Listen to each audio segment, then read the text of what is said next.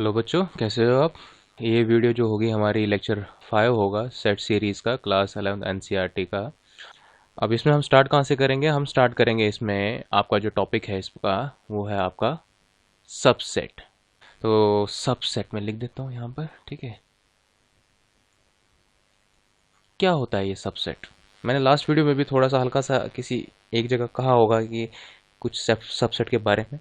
तो सबसेट होता क्या है बेसिकली, जब किसी भी सेट के लाइक ए उसके सारे एलिमेंट किसी और सेट में हों तो हम कहेंगे कि जो ए है वो बी का सबसेट हो सकता है, ठीक है।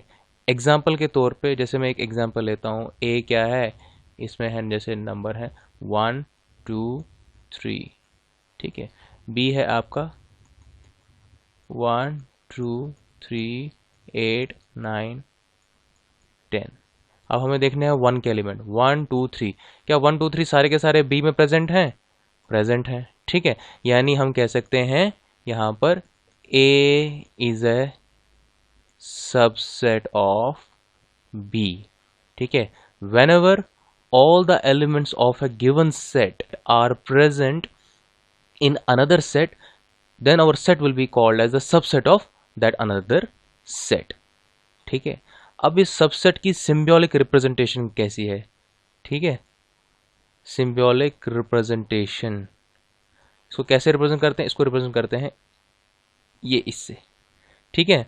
ये क्या रिप्रेजेंट करता है? इज ए सबसेट, ठीक है। तो डेफिनेशन क्या बन जाएगी इसकी?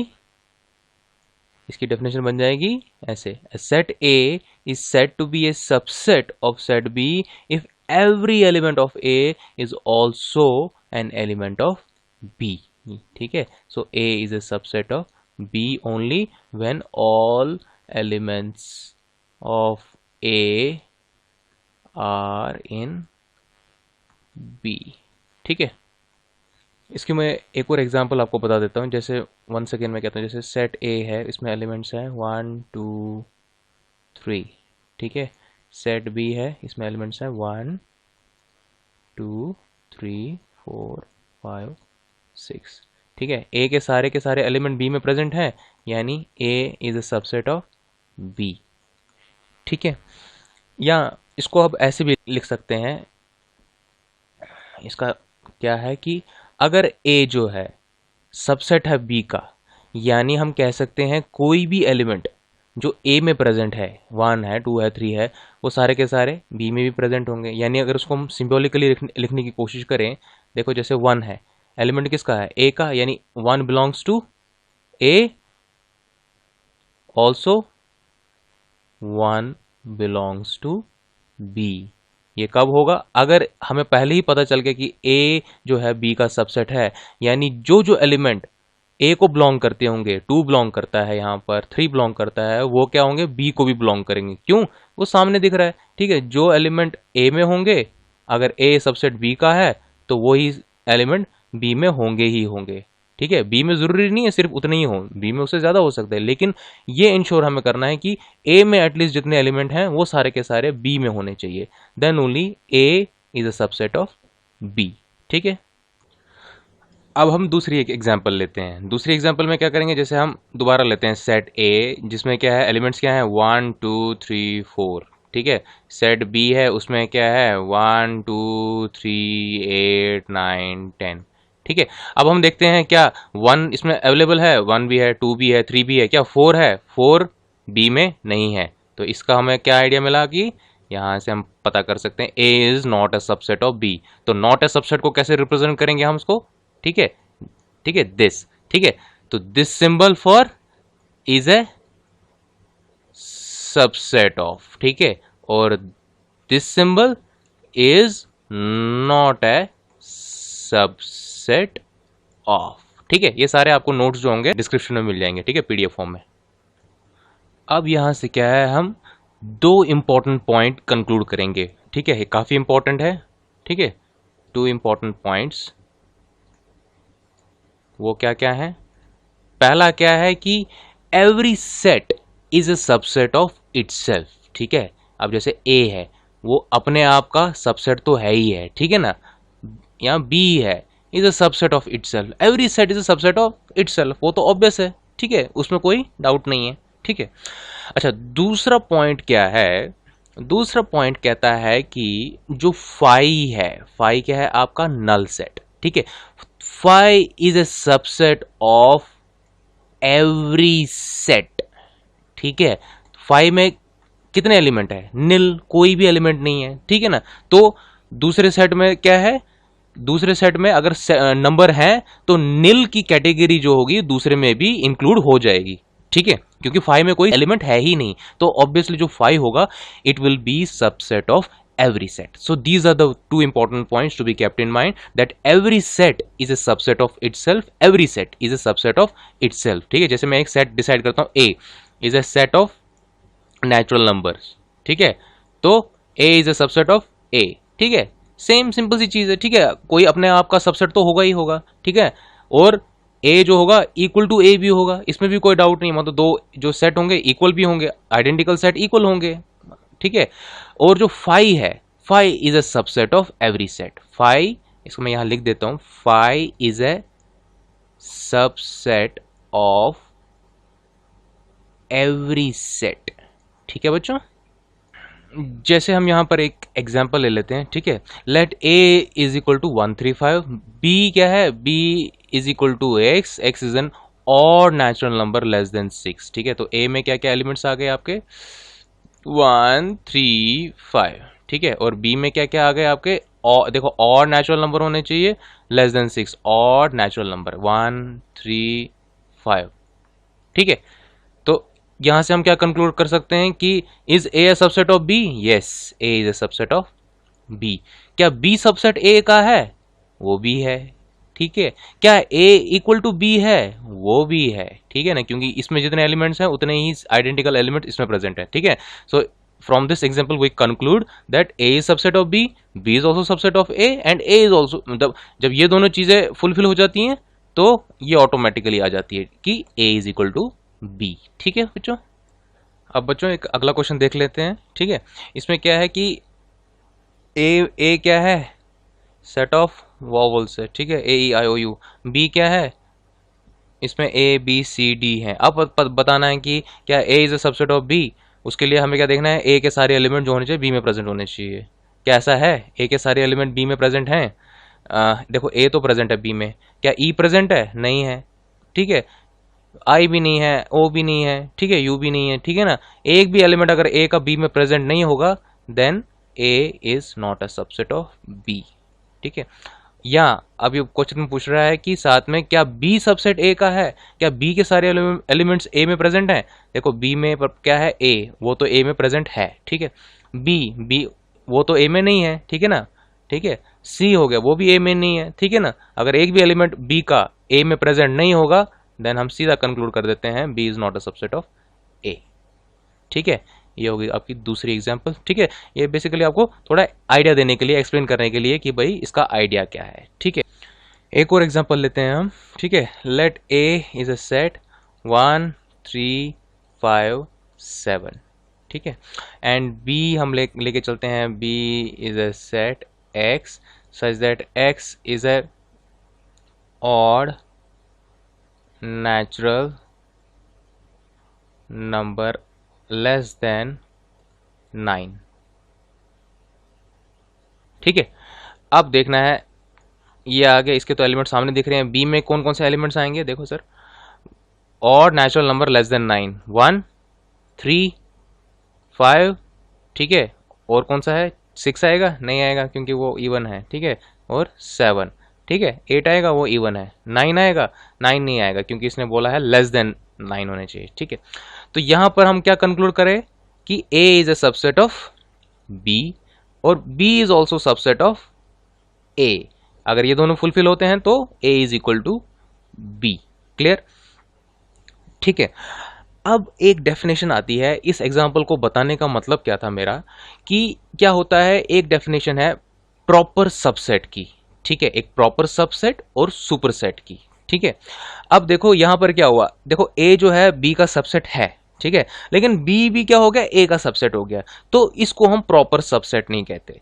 प्रॉपर सबसेट उसको कहते हैं जिसमें कि ए क्या हो, वो सबसेट बी का हो, लेकिन ए जो होना चाहिए it should not be equal to B, क्योंकि अगर वो इक्वल टू बी होगा तब बी भी क्या हो जाएगा, ए का सबसेट हो जाएगा। ठीक है, समझ आया प्रॉपर सबसेट? मैं एक सेकंड को दोबारा इसको अच्छे से एक्सप्लेन कर देता हूं। प्रॉपर सबसेट, ठीक है, इसकी क्या डेफिनेशन आएगी? A is a proper subset of B if A is a subset of B and A should not be equal to B, then only it is a proper subset। proper का मतलब यहां से idea क्या मिल रहा है, basically proper यानी properly एक subset बन रहा है। ठीक है, क्योंकि अगर A इक्वल टू B हो गया तब वो प्रॉपर सबसेट नहीं बनता। क्यों? उस केस में A जो है वो सबसेट B का तो है, लेकिन B भी क्या हो जाता है, वो सबसेट A का बन जाता है। ठीक है ना, तो वो प्रॉपर नहीं रहा। ठीक है ना, सो दैट्स वाई अगर कोई एक सेट हमें बताना है कि वो दूसरे का प्रॉपर सबसेट वो तभी बन सकता है जब वो दोनों क्या हो, आपस में अनइक्वल हो। क्लियर? ठीक है, और जो B होगा इस केस में, B A का क्या बन जाता है, एक सुपर सेट। ठीक है, एक सुपर सेट बन जाएगा। ठीक है, B क्या बन जाएगा, A का सुपर सेट। A क्या है, B का प्रॉपर सेट। A B का है प्रॉपर सेट। ठीक है, प्रॉपर तरीके से सेट है। ठीक है, क्योंकि उसमें उस केस में क्या होगा, A is a subset of B and A is not equal to B। ठीक है, एंड B उस केस में इज अ सुपर सेट। ठीक है ना, अगर कोई प्रॉपर सेट होगा देन ओनली वो सुपर सेट हो सकता है। अगर प्रॉपर सेट नहीं होगा, अब जैसे मैंने ये वाली एग्जांपल ली, A is a subset of B, B is a subset of A, इस केस में ना ही B A का प्रॉपर सबसेट होगा, ना ही A B का प्रॉपर सबसेट होगा, ना ही इन दोनों में से कोई सुपर सेट होगा एक दूसरे का। क्लियर? ठीक है, ये आगे फर्दर और क्लियर हो जाएगा जब आप एग्जाम्पल्स करोगे, एक्सरसाइज करोगे, वहां पर और मैं उसको दोबारा मतलब उसको रिवाइज करवाने की कोशिश करूंगा, तो इससे आपका बिल्कुल आइडिया ना क्लियर हो जाएगा। ठीक है, प्रॉपर सबसेट क्या कह रहा हूं। ठीक है, नेक्स्ट एक डेफिनेशन आती है, वो आती है आपकी सिंगलटन। ठीक है, SINGLETON, सिंगलटन सेट। ठीक है, सिंगलटन नाम से ही पता चल रहा है वो सेट जिसमें क्या हो, एक एलिमेंट हो। ठीक है, so if a set has only one element, ठीक है, we will call it as singleton. Simple है। ठीक है, जैसे मैंने सेट ए डिफाइन किया, इसके अंदर क्या है, एक सेट है, या बी ले लो, इसके अंदर क्या है, जैसे 2 है। ठीक है, ठीक है बच्चों, या आप सी ले लो, उसमें क्या है, एक एलिमेंट। ठीक है, जो सेट जिसमें क्या हो, सिर्फ एक एलिमेंट हो, सिर्फ एक एलिमेंट, उस सेट को हम बोलते हैं सिंगलटन सेट। सिंपल। अब हम बच्चों अपनी एनसीईआरटी का सेट्स का ये एग्जांपल 9 देखते हैं। ठीक है, ये क्या कहता है, कंसिडर द सेट्स। ठीक है, पहला सेट क्या है, 5 यानी नल सेट है। दूसरा सेट क्या है, ए, उसमें क्या क्या एलिमेंट्स है, 1 3। तीसरा सेट बता रहा है बी, उसमें एलिमेंट्स है 1 5 9। चौथा सेट है सी, उसमें एलिमेंट्स है 1 3 5 7 9। ठीक है, हमें क्या इंसर्ट करने, सिंबल सबसेट और इज नॉट अ सबसेट। ठीक है, ये किसको रिप्रेजेंट कर रहा है, सबसेट, इज ए सबसेट। ठीक है, और ये इज नॉट ए सबसेट। ठीक है, सबसेट कब होगा, जब सेट ए के जो सारे एलिमेंट्स होंगे वो बी में प्रेजेंट होंगे, और ये कब होगा, जब सेट ए के सारे एलिमेंट जो होंगे बी में प्रेजेंट नहीं होंगे। ठीक है, अब पहला क्वेश्चन क्या है, फाई डैश बी। मैंने कहा जो आपका नल सेट होता है, it is a subset of every set. ठीक है, ठीक है, नल सेट में क्योंकि एलिमेंट क्या प्रेजेंट है, नील, जीरो, मतलब नील प्रेजेंट है, कोई भी एलिमेंट प्रेजेंट नहीं है। तो कोई भी एलिमेंट प्रेजेंट यानी जो नल सेट होगा वो सारे का सबसेट होगा। उसके अंदर जब एलिमेंट ही नहीं है, यानी क्योंकि सबसेट की डेफिनेशन क्या है कि आपके सारे एलिमेंट जो होने चाहिए वो दूसरे सेट में प्रेजेंट होने चाहिए। जब आपके सेट में एलिमेंट ही नहीं है कोई प्रेजेंट, तो इसका मतलब ऑटोमेटिकली कि वो दूसरे का सबसेट है ही है। ठीक है, so phi is a subset of B. ठीक है, अब चेक करना है क्या ए जो है वो बी का सबसेट हो सकता है कि नहीं। ए में एलिमेंट कौन कौन से हैं, उसके लिए हमें ए के एलिमेंट चेक करने हैं, 1 और 3। क्या 1 और 3 दोनों बी में प्रेजेंट हैं, नहीं है, 1 सिर्फ 1 प्रेजेंट है, 3 तो प्रेजेंट नहीं है। So A is not a subset of B. ठीक है, थर्ड देखते हैं, ए और सी। ए में कौन कौन से एलिमेंट हैं, ए में 1 और 3 है, सी में है 1 और 3, सी में 1 और 3 है। ठीक है, तो definitely A is a subset of C, ठीक है। फोर्थ पार्ट क्या है, बी। बी देखेंगे, बी में कौन कौन से एलिमेंट है, 1 5 9, ठीक है। क्या सी में ये सारे एलिमेंट प्रेजेंट है, देखो 1 है, 5 भी प्रेजेंट है और 9 भी प्रेजेंट है, यानी B is also subset of C, ठीक है। और यहां पर अगर आप देखो ए क्या है, सबसेट सी का, ए में कौन कौन से एलिमेंट है, 1 3, इस सी में क्या है आपका 1 3 5 7 9, ठीक है। तो यहां से हम देख सकते हैं कि A is not equal to सी, ठीक है। तो यहां से हम एक और चीज कंक्लूड कर सकते हैं कि A is a proper subset of, A is a proper subset of C. Similarly जब हम बी का देखेंगे, बी में कितने एलिमेंट प्रेजेंट है, 1 5 9, और सी में क्या है 1 3 5 7 9। तो यहां से भी हम ये चीज कंक्लूड कर गए कि B is not equal to C. तो similarly B is a proper subset of C and C is a superset of B, C is a superset of A, ठीक है बच्चों। नेक्स्ट एग्जांपल क्या है, एग्जांपल 10। इसमें क्या है कि सेट ए दिया हुआ है, ये क्या है, सेट ऑफ वॉवल बी दिया हुआ है, ठीक है, ए बी सी डी, ठीक है। अब हमें यहाँ पता करना है कि ए जो है क्या सबसेट ऑफ बी होगा।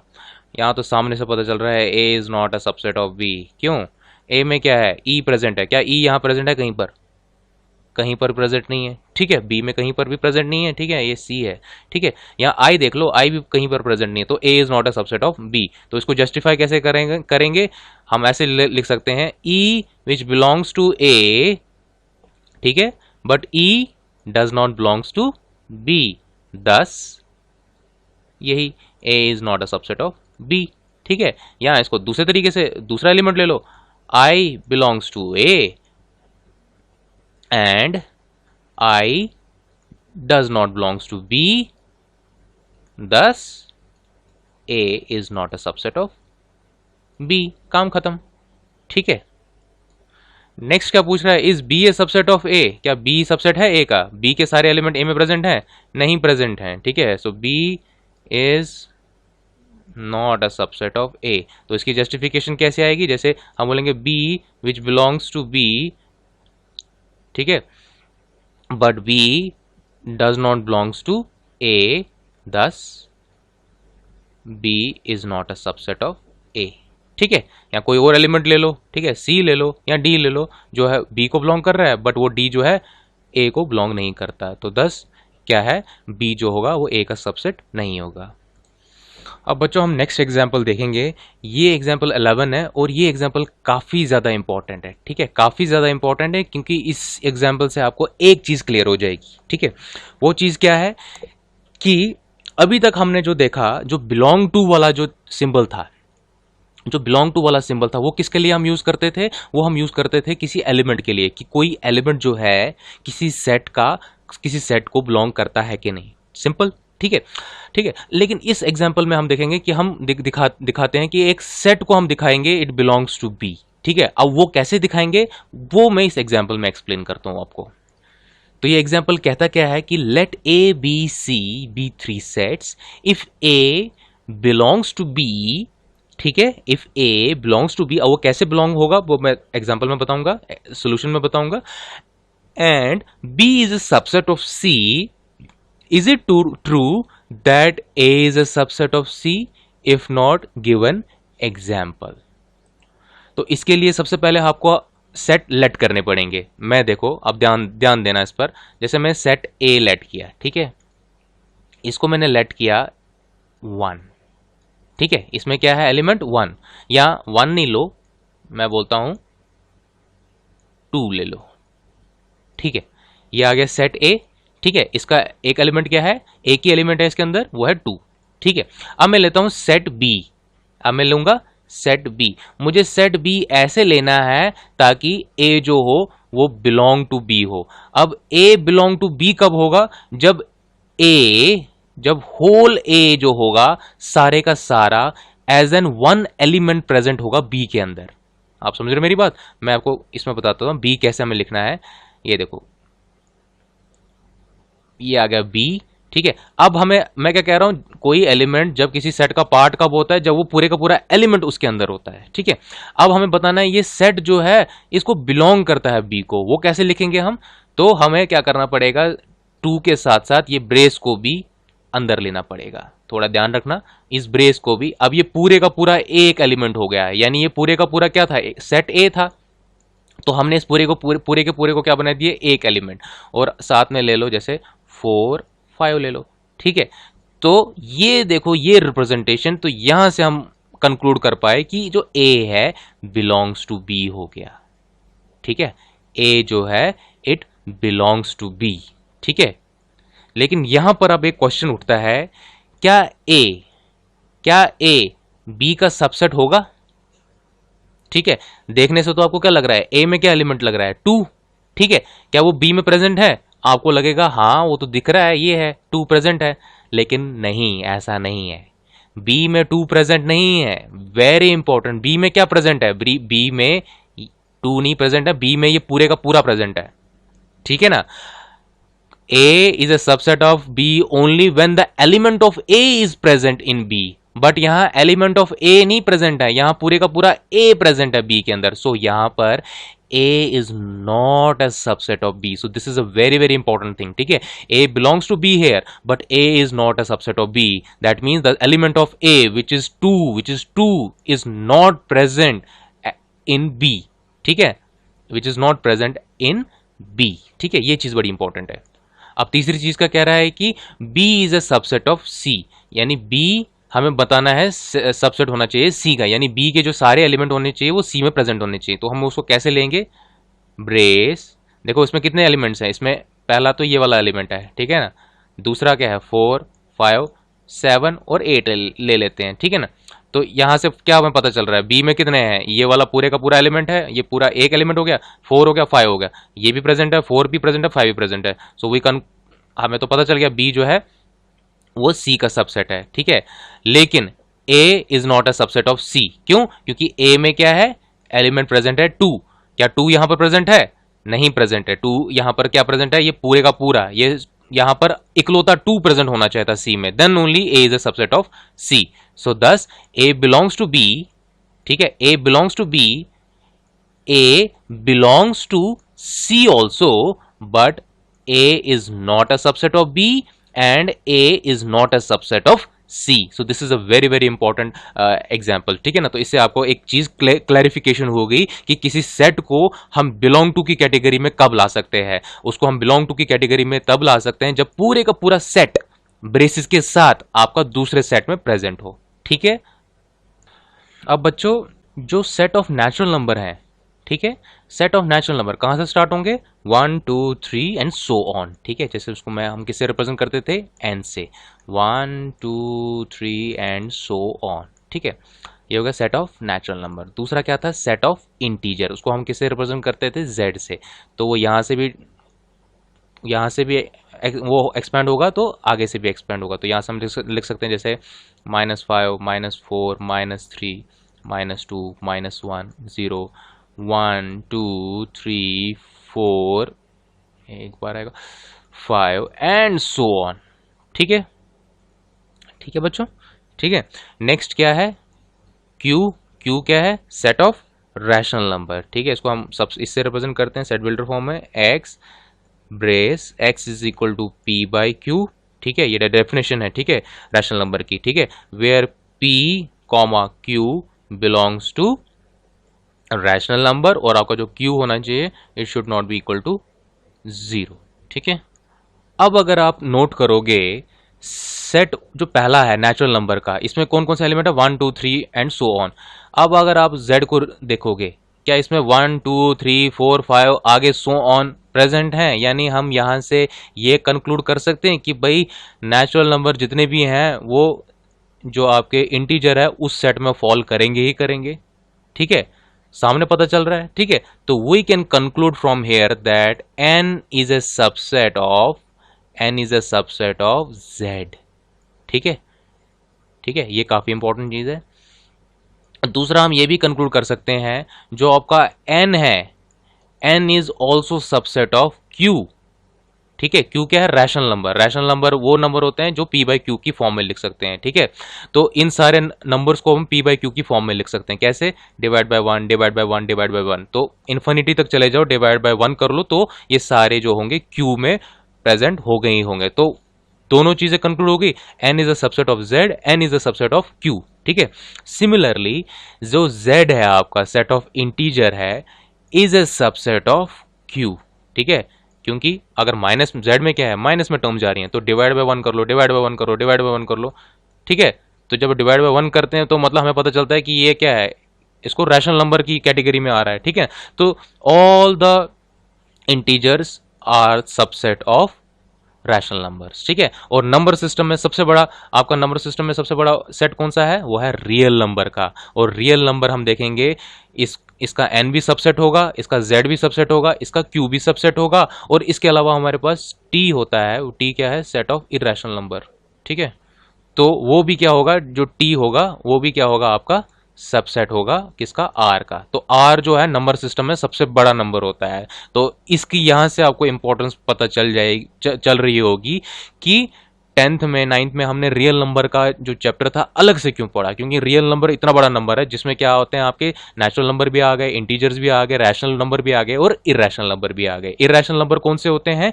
नॉन टर्मिनेटिंग रिपीटिंग, ठीक है बच्चों, क्लियर। तो ये सबसेट से क्लियर होगा। नहीं तो मैंने ये पहले ही चैप्टर में बताए थे कि set of natural number n से रिप्रेजेंट होता है, सेट ऑफ इंटीजर z से, और set of rational number q से, ठीक है, और रियल नंबर r से, ठीक है। तो आपस में रिलेशनशिप क्या है ये मैंने बता दिया। n is a subset of z, n is a subset of q, n is a subset of r, ठीक है। z is a subset of q, z is a subset of r, q is a subset of r, and t is a subset of r, ठीक है। Clear, हर चीज clear होनी चाहिए, ठीक है। अब बच्चों हम एक टॉपिक स्टडी करेंगे।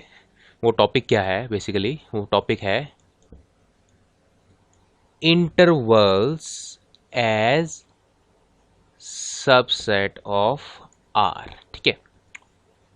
सिंपल सा टॉपिक है, लेकिन इस टॉपिक की इंपॉर्टेंस क्या है वो बताना जरूरी है, और नीड क्यों आई वो बताना जरूरी है, ठीक है। जैसे मैं एग्जांपल लेता हूं 2,3, ठीक है। अब मैं अगर आपको क्वेश्चन पूछूं कि इस 2 और 3 के बीच में कितने रियल नंबर आ सकते हैं, तो आंसर क्या होगा? आंसर होगा इनफानाइट। किसी दो नंबर के बीच में भी infinite number of real numbers आ सकते हैं। आप बोलोगे कैसे?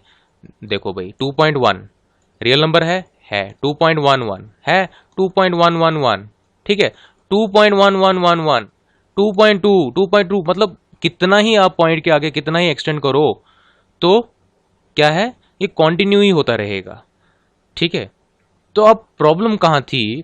प्रॉब्लम थी आपकी रोस्टर फॉर्म में, ठीक है। आपकी रोस्टर फॉर्म जो है, अगर आपको मैं सिंपल सा एक क्वेश्चन पूछूं कि आप क्या करो, दो जो नंबर 2 और 3 है उनके बीच के जो रियल नंबर है उनको रोस्टर फॉर्म में रिप्रेजेंट करो। आप कैसे रिप्रेजेंट करोगे? ठीक है, उसको कैसे रिप्रेजेंट करोगे? जैसे 2 लिखना है, 2 के बाद क्या लिखोगे आप?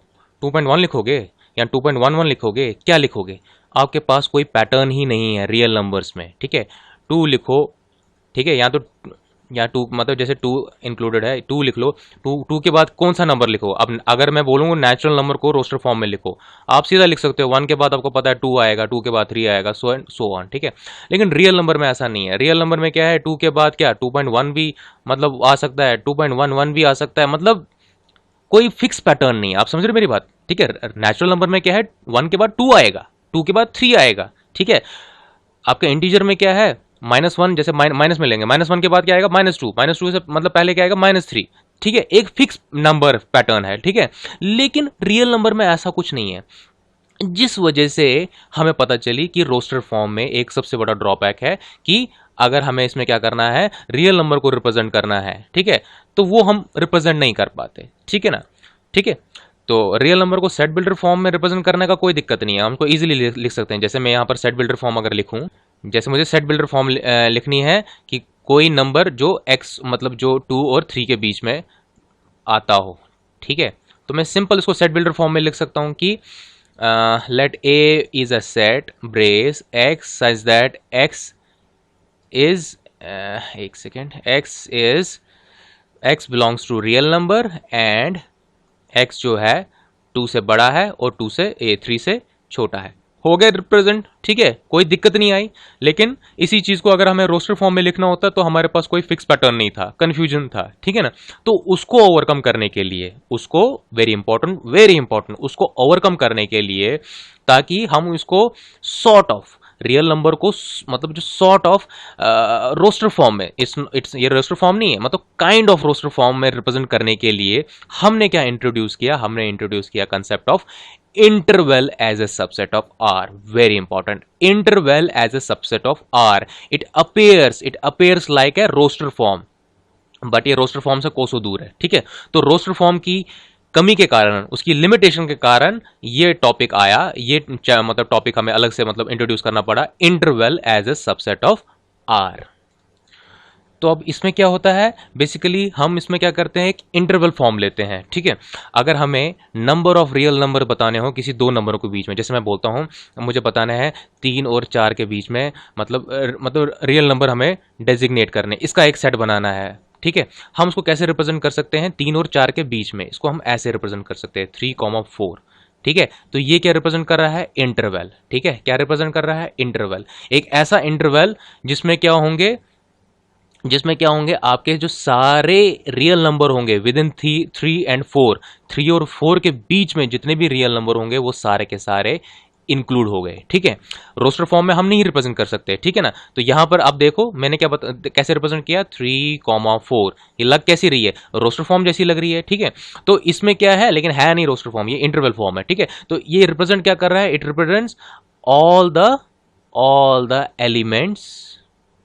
elements between 3 and 4 which are real numbers। ठीक है, तो ये एक किस्म की इंटरवल फॉर्म है। ठीक है, अब इसी में पढ़ेंगे हम इंटरवल दो किस्म के होते हैं, एक इंटरवल ओपन होता है, दूसरा इंटरवल क्लोज होता है। जैसे ये जो इंटरवल है इसको बोलते हैं ओपन इंटरवल। ठीक है, जैसे मैंने यही सेम एग्जांपल लूंगा, ये क्या हो गया, ओपन इंटरवल। ये क्या रिप्रेजेंट कर रहा है कि भाई आपका जो x होगा वो क्या होगा, 3 से बड़ा होगा और 4 से छोटा होगा, और जो x है इट बिलोंग्स टू R। ठीक है, यानी जितने भी एलिमेंट्स होंगे, रियल नंबर्स होंगे 3 और 4 के बीच में, वो क्या करेंगे, वो इस ओपन इंटरवल से रिप्रेजेंट करते हैं। ठीक है ना, यानी हमने क्या किया, 3 और 4 को एक्सक्लूड किया, यानी 3 और 4 इंक्लूडेड नहीं है, तो इसको हम करते हैं रिप्रेजेंट ओपन इंटरवल से। जब हमें जो वो दो एलिमेंट हैं जिनके बीच में हमें चाहिए रियल नंबर, तो और वो दो एलिमेंट जो हैं वो इंक्लूडेड नहीं है, तब हम इनको रिप्रेजेंट कर रहे हैं ओपन इंटरवल से। ठीक है, समझ आ गया इंटरवल क्या चीज है। इंटरवल क्या है, एक रिप्रेजेंटेशन है कि रियल नंबर को हम कैसे रिप्रेजेंट करें बिटवीन टू नंबर्स। ठीक है, जैसे मैं बोलता हूं 10 और 50 के बीच में जितने भी रियल नंबर हैं वो बताओ, वो हम कैसे करेंगे रिप्रेजेंट, 10,50, काम खत्म। ये क्या, ये इंटरवल फॉर्म क्या रिप्रेजेंट कर रही है कि जितने भी रियल नंबर होंगे 10 और 50 के बीच में आते हैं वो हमें इससे रिप्रेजेंट हो गए। क्लियर, कोई डाउट। नेक्स्ट हमारी क्या होती है, क्लोज इंटरवल। क्लोज इंटरवल को हम इससे रिप्रेजेंट करते हैं, क्लोज इंटरवल।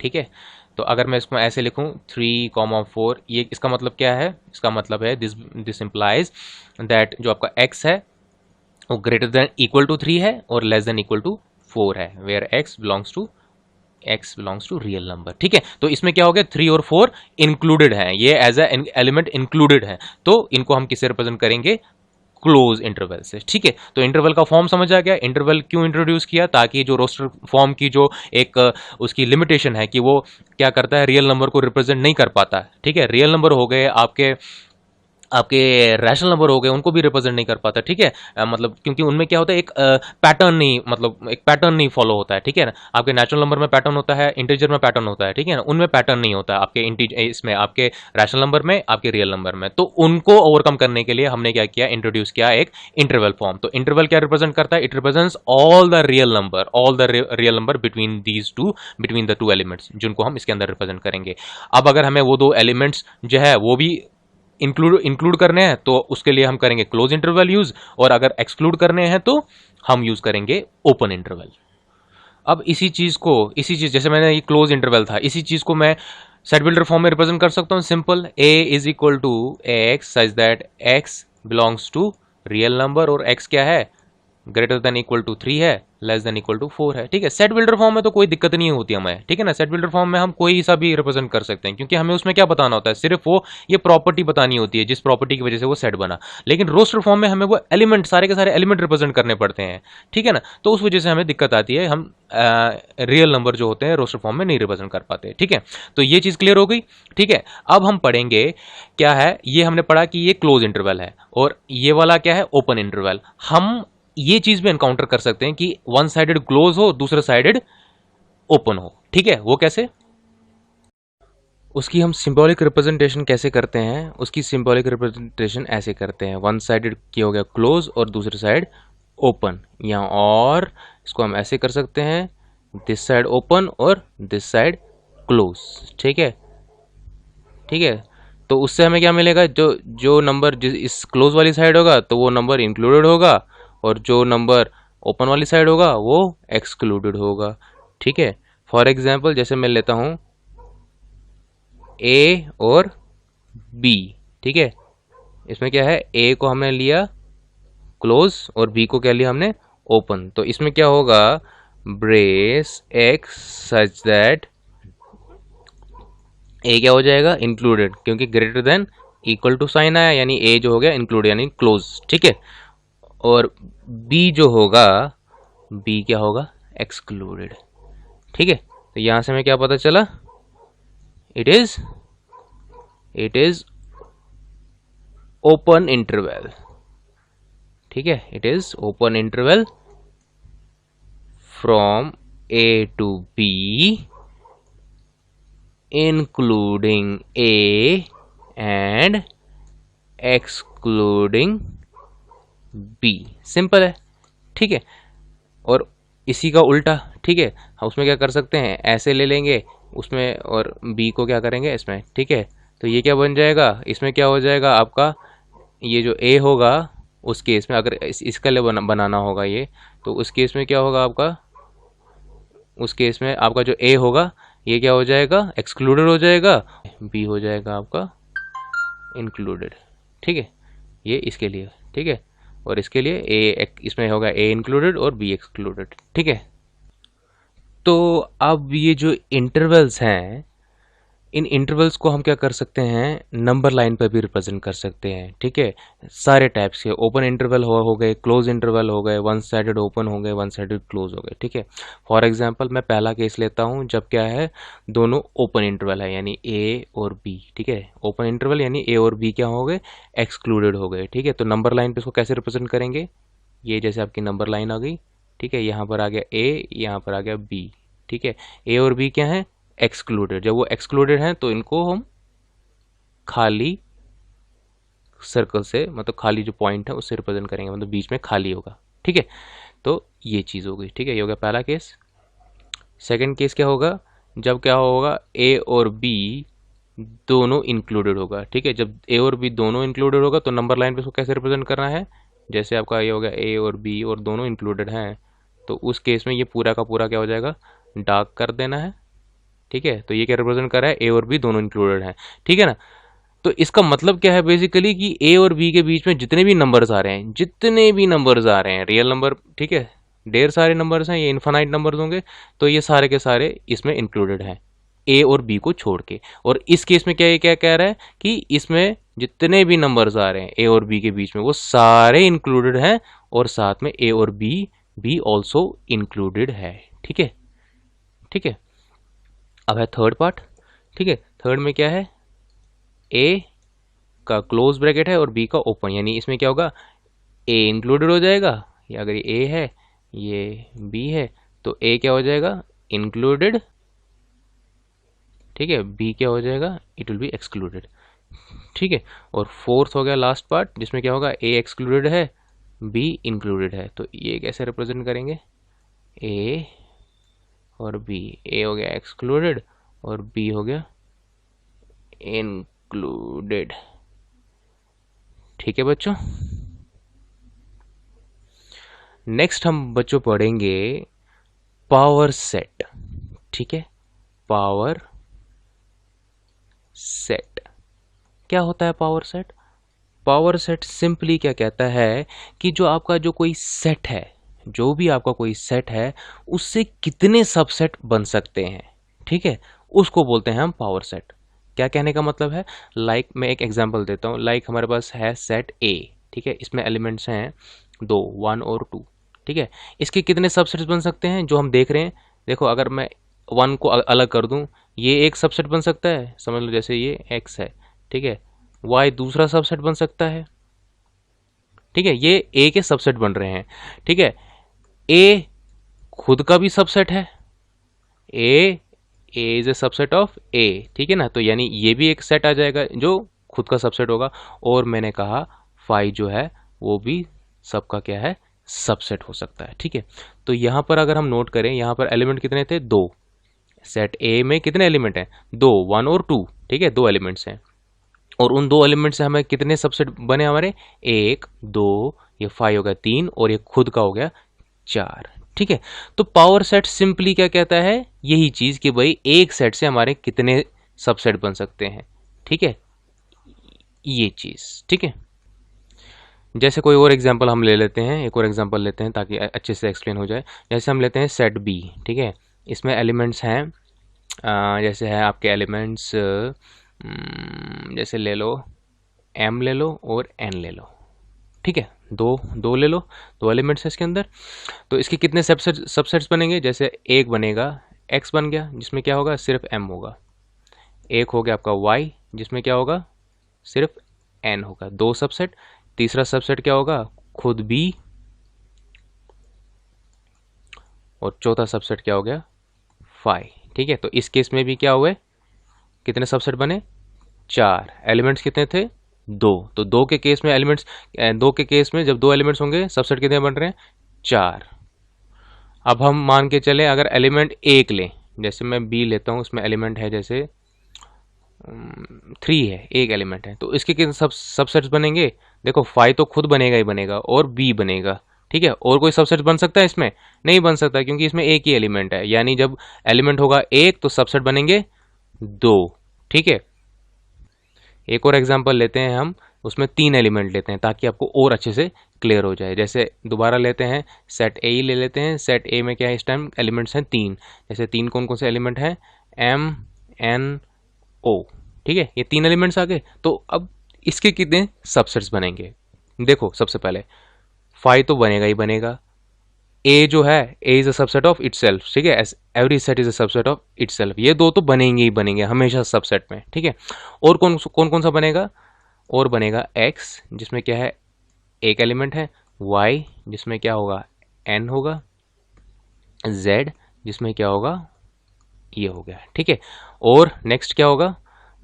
जैसे ले लो बी, एक और सबसेट ले लो, वो किसका कॉम्बिनेशन बनेगा? वो किसका कॉम्बिनेशन बनेगा आपका? बी। मान के चलो जैसे एम और एन का, ये एक और बन गया, ठीक है। उसके बाद ले लो क्यू, वो किसका बनेगा? एम और ओ का, ठीक है। उसके बाद ले लो पी, वो किसका बनेगा? एन और ओ का, ठीक है। एम और एम को पहले लिख लो, एन को बाद में लिख लो, या एन को पहले लिख लो, एम को बाद में लिख लो, ये एक चीज है, ठीक है ना। इससे ऑर्डर से कोई फर्क नहीं पड़ता, ठीक है। किसी को आगे लिख लो, किसी को पीछे लिख लो, वो एक ही चीज रिप्रेजेंट कर रहा है, ठीक है। अब गिनो जरा इसमें कितने एलिमेंट्स आए आपके? 1 2 3 4 5 6 7 और 8 एलिमेंट आए, ठीक है ना। तो यहां से हमने क्या नोटिस किया?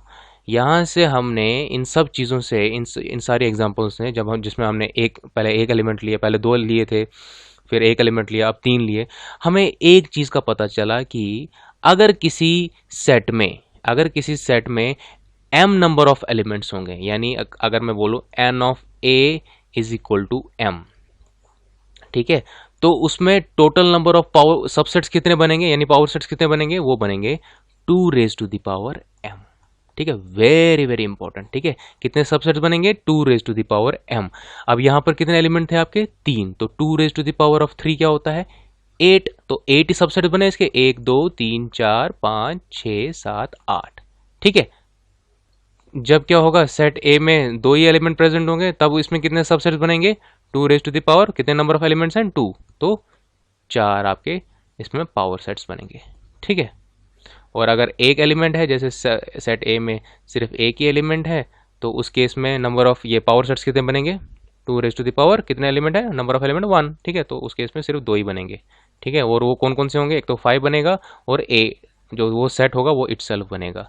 ठीक है ना, 5 और जो इटसेल्फ जो सेट होता है वो तो सबसेट में आएंगे ही आएंगे, उसके अलावा और जितने नंबर ऑफ कॉम्बिनेशंस ऑफ आपके ये सबसेट्स बनेंगे वो डिपेंड करते हैं कि उस सेट में कितने एलिमेंट्स होंगे। ठीक है, तो जनरल फॉर्मूला क्या होगा, 2 raise to the power of m numbers of subset बन सकते हैं from a given set having elements m। ठीक है, हैविंग m एलिमेंट्स। ठीक है, the number of subsets that can be formed from it will be equal to 2 raise to the power of m।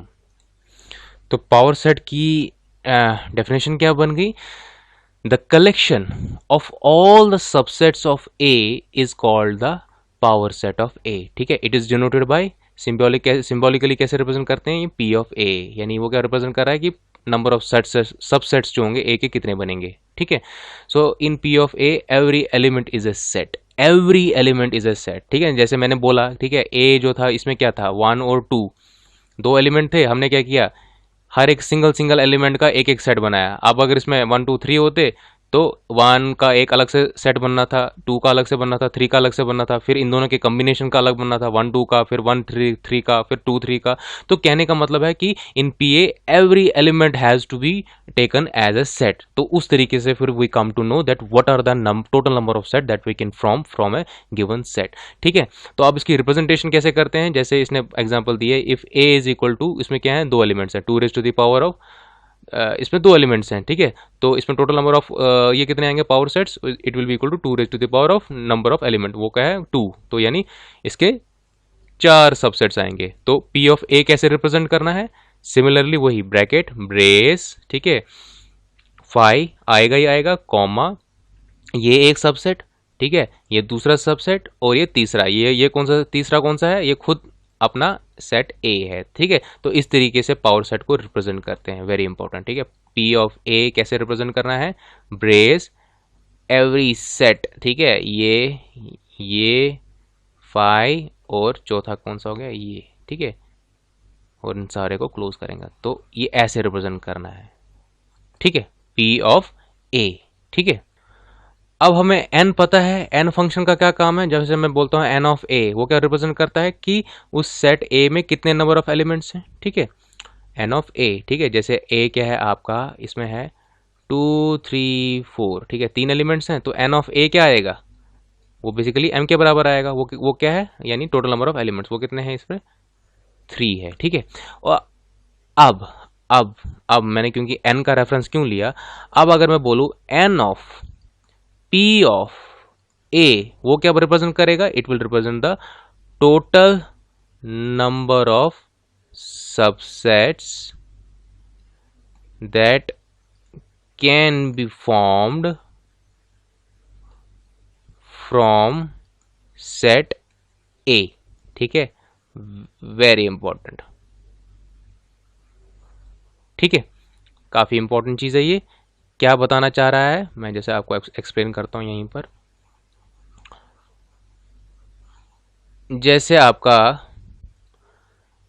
ए क्या है, मान के चलो ए है आपका 1 और 3, ठीक है, तो पी ऑफ ए क्या बनेगा आपका, ये बनेगा आपका ब्रेस 1, ठीक है, 3 5 और 1 और 3, ठीक है, ये आ गए पी ऑफ ए। अब मैं बोलता हूं एन ऑफ पी ऑफ ए, वो क्या रिप्रेजेंट करेगा, वो रिप्रेजेंट करेगा कि इसमें कितने नंबर आ रहे हैं, यानी कितने नंबर आ रहे हैं, 1 2 3 4, तो N of P of A क्या आएगा, 4। ठीक है, तो ये चीज इंपॉर्टेंट है रखने वाले। तो N of P of A क्या रिप्रेजेंट कर रहा है, total number of subset that can be formed, ठीक है, और बाय द सेट ए, क्योंकि पी ऑफ ए क्या रिप्रेजेंट करता है, पी ऑफ ए रिप्रेजेंट करता है जो टोटल नंबर ऑफ सबसेट बन रहे हैं, तो उनका नंबर कितना होगा वो निकालने के लिए हम क्या करते हैं, एन ऑफ पी ऑफ ए करते हैं, तो उस तरीके से हमें मिलता है total number of subset that can be formed, और उसको हमने जनरलाइज फॉर्मूला निकाला, वो किसके बराबर होता है 2 raised to the power of m, where m is the number of elements present in that set. ठीक है, सो उसको जनरलाइज में कर देता हूं। What is n of p of a? n of p of a it is equal to 2 raised to the power of m, where m is total number of elements in set A। Clear? ठीक है, next बच्चों हमारे पास definition आती है universal set की। क्या होता है यूनिवर्सल सेट? जैसे मैंने आपको एक एग्जांपल दी थी सबसेट में, जैसे A में क्या है 2 एलिमेंट प्रेजेंट है, अब B में क्या है 1 2 3 4। ठीक है, तो हम बोल सकते हैं A is a subset of B। Clear? ठीक है, अब मैं क्या करूं C एक और लेता हूं जिसमें क्या है 1 2 ठीक है 4 है। ठीक है, D लेता हूं जिसमें क्या है 1 2 3 4 5 6 7। ठीक है, अब अगर आप इन चारों सेट्स को देखोगे, A is a subset of B। क्या B सबसेट है C का? नहीं, क्यों? क्योंकि 3 जो है C में प्रेजेंट नहीं है। क्या C सबसेट है B का? है। ठीक है, क्योंकि C में क्या है 1 2 4, वो तीनों जो है B में प्रेजेंट है, तो B is a subset of C। ठीक है, वो चीज़ भी है। ठीक है, यहाँ पर चीज़ देखने वाली क्या है, यहाँ पर चीज़ देखने वाली है कि हम देखेंगे जो D होगा ना, D जो होगा बाकी सारे जो हैं वो D के सबसेट हैं। A जो है it is a subset of D, B है it is a subset of D, ठीक है, और C है it is also a subset of D। ठीक है, तो इस तरीके से हम बोल सकते हैं कि D एक ऐसा सेट है जिसमें वो सारे एलिमेंट प्रेजेंट हैं जो इन तीनों में है। ठीक है, तो इस तरीके से वी कम टू नो जो D हम बोलेंगे, हम बोल सकते हैं D can be treated as universal set for all these 3 sets. A B C के लिए D जो होगा वो एक यूनिवर्सल सेट का काम करेगा। ठीक है, सो यूनिवर्सल सेट की डेफिनेशन थोड़ी आपको क्लियर हुई। यूनिवर्सल सेट एक ऐसा सेट होता है जिसमें क्या होते हैं, जितने भी आपके सेट्स होते हैं उनके एलिमेंट जो होते हैं सारे के सारे यूनिवर्सल सेट में प्रेजेंट होते हैं, यानी we can say all the sets are subset of the universal set. ठीक है, जैसे इसकी एक और एग्जांपल लेते हैं, वही देखो सेट ऑफ नेचुरल नंबर। ठीक है, 1 से स्टार्ट होता है 1 2 3 4 अप टू इन्फिनिटी। ठीक है, सेट ऑफ इंटीजर्स वो क्या है माइनस में भी जाते हैं प्लस में भी जाते हैं, लेकिन नंबर में ही जाते हैं 1 2 3 4। ठीक है, स्पेसिफिक। ठीक है, फिर है Q रैशनल नंबर, इसमें पॉइंट वाले नंबर भी इंक्लूडेड है। ठीक है, देन है T, यह है इरेशनल नंबर। ठीक है, अब इन सब का जो मेन जो सुपर सेट है जिसमें ये सारे के सारे आ जाएंगे वो है क्या है, कौन सा सेट है आपका R। हम देख सकते हैं N is a subset of R। ठीक है, Z is a subset of R। ठीक है, Q is a subset of R and also T is also a subset of R. So we can say R is a universal set for N Z Q T। ठीक है, तो यहां से आपको universal set की definition clear हुई। Universal set वो set होता है जिसमें जो होते हैं, जो एलिमेंट्स होते हैं, सारे के सारे एलिमेंट्स प्रेजेंट होते हैं जो बाकी सेट में जो प्रेजेंट होंगे, यानी बाकी सेट जो होंगे they will be the subset of universal set. Okay, तो इस तरीके से हमने ये जो आपका 5th लेक्चर है इसको कंक्लूड करते हैं। ठीक है, 6th लेक्चर में हम क्या करेंगे, एक्सरसाइज 1.3 पूरी सॉल्व करेंगे। ठीक है, ओके बच्चों।